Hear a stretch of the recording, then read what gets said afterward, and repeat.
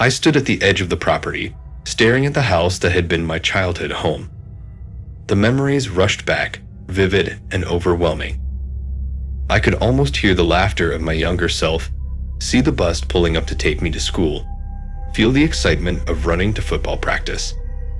This house held my entire past, and now, for the first time in years, I was back.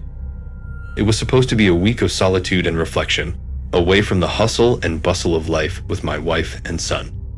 They had stayed behind, understanding my need to reconnect with my roots. The forest and fields surrounding the house were as I remembered, quiet, serene, and just a little bit eerie as evening approached.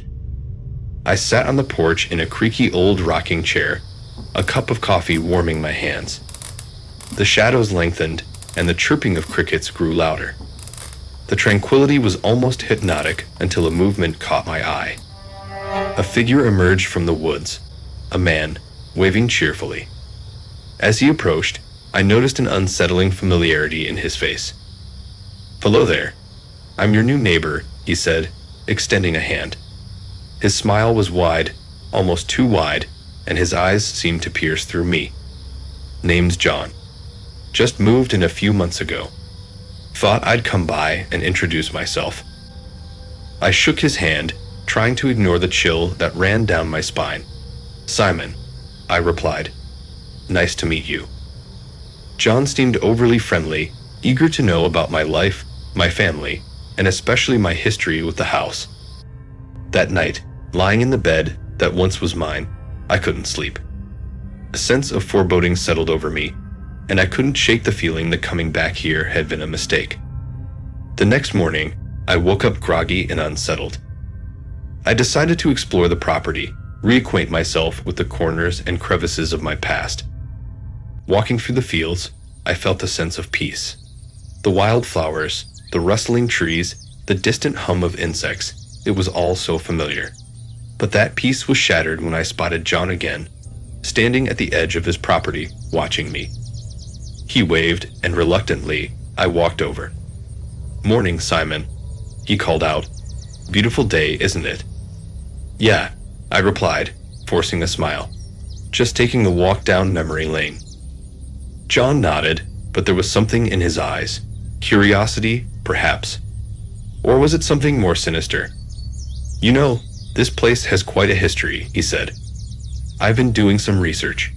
Fascinating stuff." "Research?" I asked, my curiosity piqued but also wary.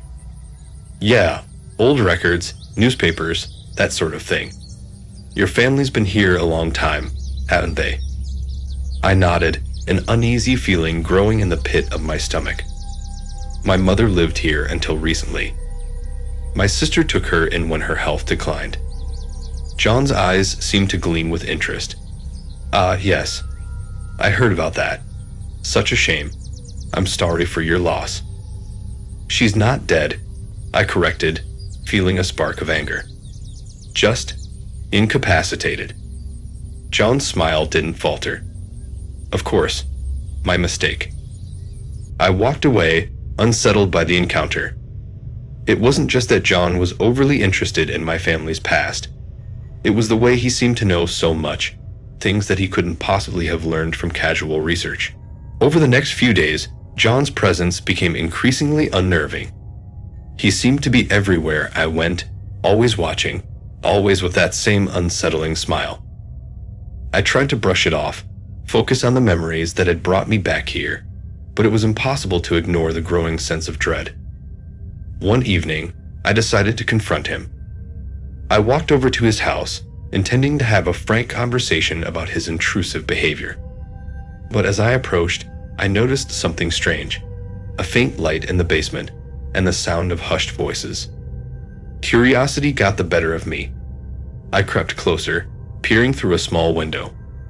Inside, John was talking to someone on the phone, his voice low and urgent. "Yes, I understand.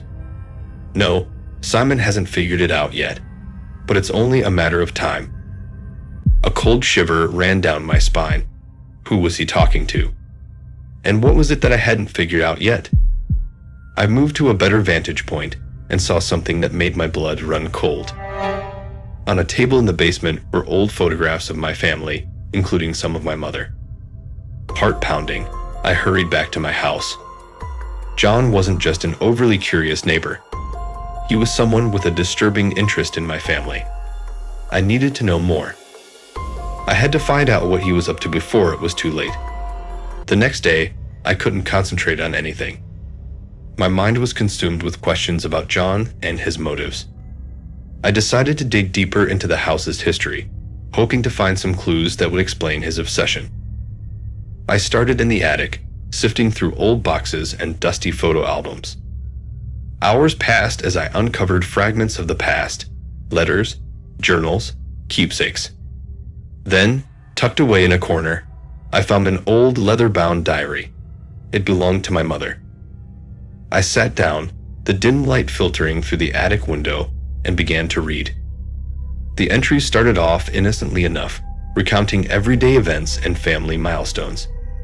But as I read on, the tone changed. My mother wrote about a man she had met years ago, a man who would become increasingly possessive and threatening. My heart raced as I realized she was talking about John. She described how he had stalked her, tried to control her, and ultimately driven her to a breakdown. She had never mentioned any of this to us, choosing to keep her torment to herself. My hands trembled as I turned the pages. The final entry was a chilling warning. If you find this, beware of John. He is dangerous. I sat back, the diary slipping from my hands.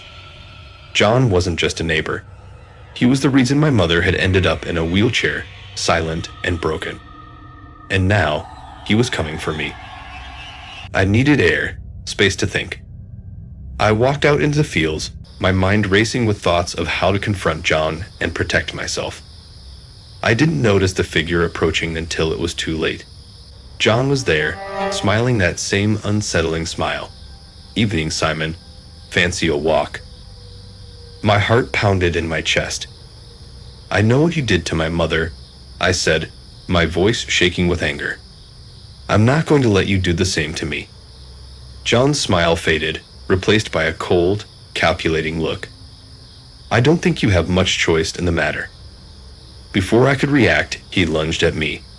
I turned and ran, my feet pounding the earth as I sprinted towards the forest. I could hear John behind me, his footsteps closing in. I reached the forest and stumbled down a slope, tumbling towards a stream. Pain shot through my body as I hit the ground, but I forced myself to my feet and crossed the stream, hiding behind a bush. I took a deep breath, trying to calm my racing heart. Desperation clawed at me as I crawled out of the bushes. A sharp pain exploded in my head, and darkness enveloped me. When I came to, I was tied to a chair in a dimly lit basement. My head throbbed, and I could barely see through the haze of pain. John stood before me, holding a syringe. "Welcome back," he said, his voice dripping with malice. "I told you, Simon. You don't have a choice." "What are you doing?" I croaked, my throat dry and raw. "I'm going to make sure you end up just like your mother," he replied, stepping closer. "She refused me, and now you will pay the price." Panic surged through me as he approached with the syringe. I struggled against the ropes, but it was no use. The needle pierced my skin, and a cold numbness spread through my body. The last thing I saw before darkness claimed me was John's triumphant smile. When I opened my eyes again, I was in a different place. Bright stereo lights blinded me for a moment, and the sound of beeping machines filled the air. I blinked, trying to make sense of my surroundings.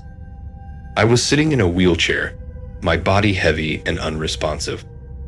A nurse stood before me, spoon-feeding me. Where am I? I managed to croak out, my voice weak and raspy. The nurse gasped, dropping the spoon. "He spoke," she exclaimed, backing away in shock. Moments later, she returned with the doctor. "What's happening?" I asked, my mind still foggy. "Where am I?" The doctor looked just as shocked as the nurse.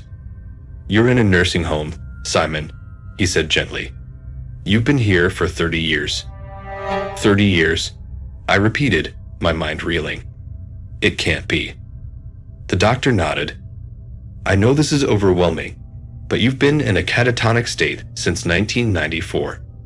Today is May 23, 2024. I felt like I had been punched in the gut. 30 years of my life, gone. Memories of John, the injection, and the horrifying realization of what he had done to my mother flooded back. He did this to me, I whispered, more to myself than to the doctor. Who did this to you, Simon?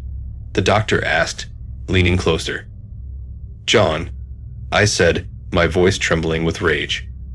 My neighbor. He injected me with something. He's the reason my mother ended up like this. The doctor exchanged a worried look with the nurse. Simon, John was arrested 30 years ago, he said. After you were found in your home, we discovered he had been involved in multiple cases of stalking and attempted murder. He's been in prison ever since. Relief washed over me, mixed with a bitter sense of loss. John was no longer a threat, but he had stolen 30 years of my life, just as he had stolen my mother's sanity. How is my mother? I asked, dreading the answer. The doctor's expression softened. I'm sorry, Simon. Your mother passed away 20 years ago. The weight of his words crushed me. I had lost everything. My mother, my youth, and so much time. But I was alive, and for the first time in decades, I had my voice back.